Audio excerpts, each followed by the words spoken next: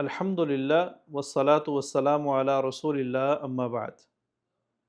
محترم سامعین کرام، بڑی مشہور و معروف حدیث ہے، بچہ بچہ اس حدیث سے واقف ہے کہ پیغمبر علیہ الصلاۃ والسلام نے فرمایا اسلام کی بنیاد 5 ستونوں پہ ہے، 5 دیواروں پہ ہے،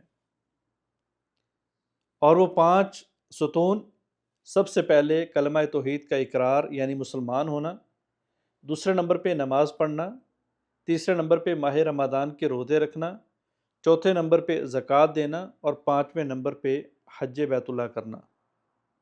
ابھی سمجھنے اور سوچنے کی بات یہ ہے کہ کلمہ پڑھ لینے کے بعد جو 4 عبادات باقی بچتی ہیں، ان عبادات میں اس انسان کے اسلام کو شو کرنے والی اور انسان کے اسلام کو یعنی انسان کے مسلمان کو ظاہر کرنے والی عبادت صرف اور صرف نماز ہے۔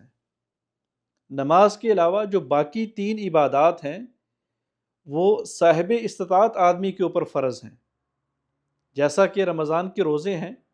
انسان مسافر ہے، نہیں رکھے گا، انسان بیمار ہے، نہیں رکھے گا، انسان نہیں رکھ سکتا تو نہیں رکھے گا، کسی دوسرے کو رکھوا دے گا، یعنی اس کے لیے استطاعت کا ہونا ضروری ہے۔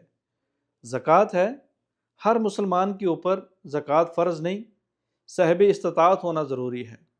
حج ہے، صاحب استطاعت ہونا ضروری ہے۔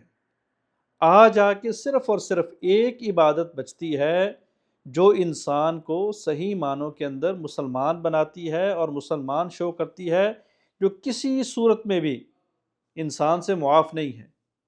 پیغمبر علیہ الصلوۃ والسلام نے فرمایا بلوغت کے بعد نماز پڑھنی ہے، کھڑے ہو کے پڑھنی ہے، کھڑے ہو کے نہیں پڑھ سکتے بیٹھ کے پڑھنی ہے، بیٹھ کے نہیں پڑھ سکتے لیٹ کے پڑھنی ہے، لیٹ کے نہیں پڑھ سکتے اشارے سے پڑھنی ہے۔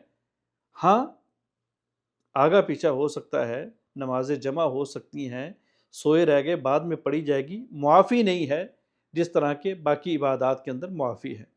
تو پتہ چلا کہ انسان کا ایمان بھی نماز ہے اور انسان کا اسلام بھی نماز ہے۔ اگر اپنے آپ کو اسلام کے جھنڈے کے نیچے کھڑے کیے رکھنا ہے، کھڑے کرنا، ظاہر کرنا ہے تو نماز پڑھنی پڑے گی۔